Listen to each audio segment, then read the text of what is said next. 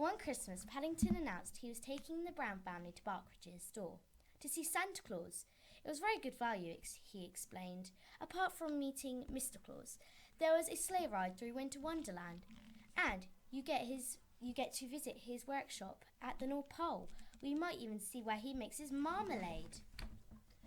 I doubt if Santa makes his own marmalade, said Mrs. Brown nervously as Paddington led the way onto the escalator.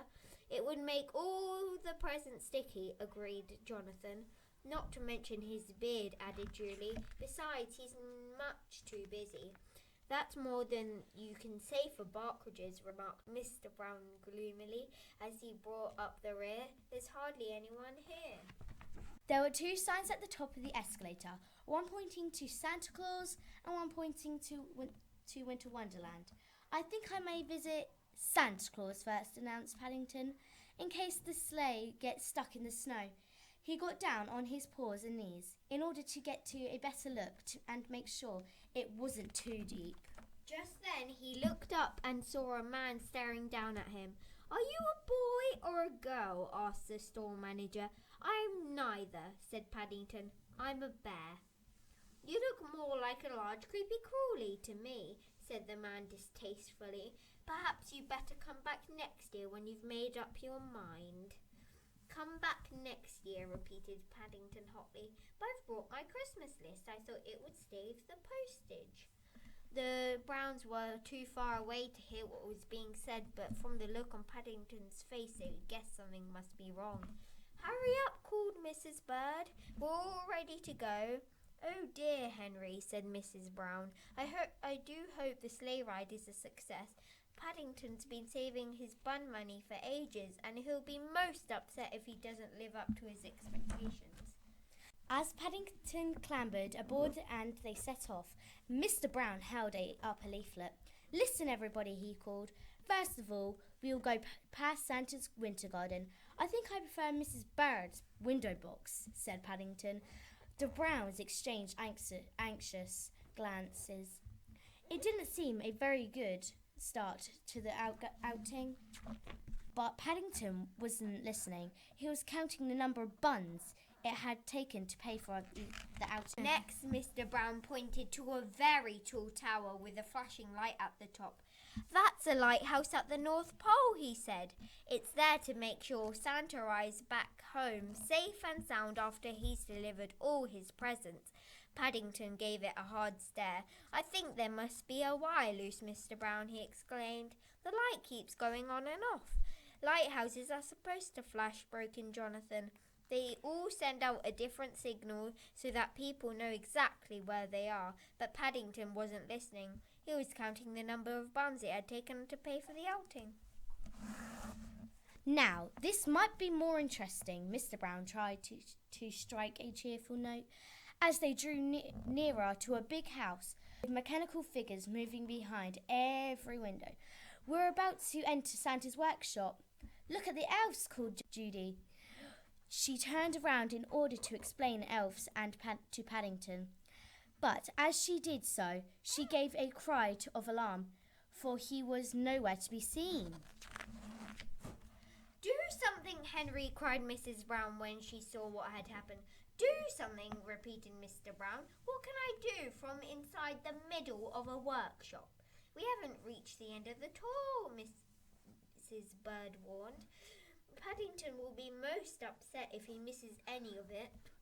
Mr. Brown tried to put a brave face on things, but when they reached the end of the ride and there was still no sign of Paddington, he looked as worried as any of them.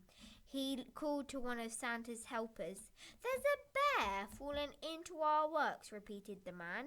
I'll send for the manager at once. Bear, exclaimed the manager. Did I hear someone say bear? If it's the one I met earlier, I'm not surprised he's missing. A troublemaker, if ever I saw one. Blue duffel coat, an old hat. I'd recognise him anywhere.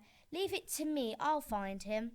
We're certainly not going until you have, warned Miss Bird. And, what's more, if I know that the bear, he'll be wanting his money back. No one has ever asked for their money back before, wailed the manager. There's first time for everything, said Mrs. Bear grimly. As the manager disappeared through one door, Paddington came through another. I think I found the fault in the lighthouse, Mr. Brown, he called.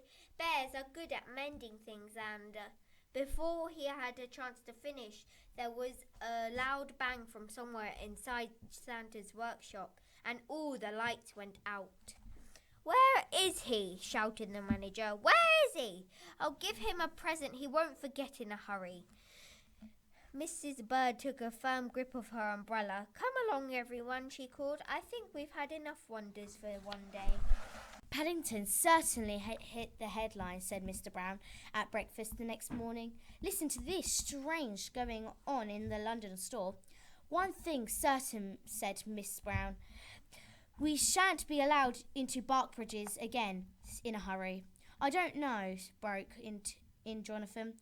Listen to this one. Crowds flock to Santa's workshop. Search for a mystery bear goes on. Everyone was so busy reading the newspapers that they didn't notice Mrs. Brown leave the room.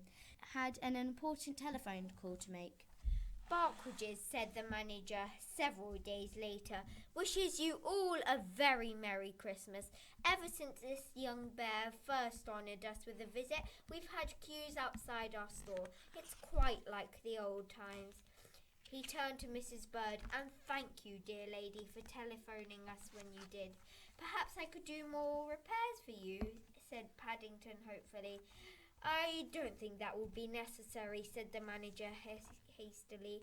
Besides, Santa is waiting to see you. After all, you've had a free sleigh ride. It was a merry party of Browns who set off on their journey through Winter Wonderland. This time everything worked perfectly, and when they came to the end of the ride, Santa Claus was waiting to greet them. Ho, ho, ho, he boomed. Who have we here? I'm a bear, Mr. Claus, said Paddington, and I come from a darkest Peru. Well, said Santa, reaching behind his chair, in that case, I think I know just what you'd like. Paddington nearly fell over backwards with surprise as Santa Claus held up an enormous jar. There was a label on the side that said, homemade. It was tied up and at the top with a big red bow. It's my favourite, Mr. Claus, he cried. How did you guess? Mrs. Bird's face went pink as Santa gave her a knowing smile. One of the nicest things about Santa Claus, she said hastily, is that he knows exactly what everyone wants for Christmas. That's what makes him so special. And he makes his own marmalade, said Paddington happily. I knew he would.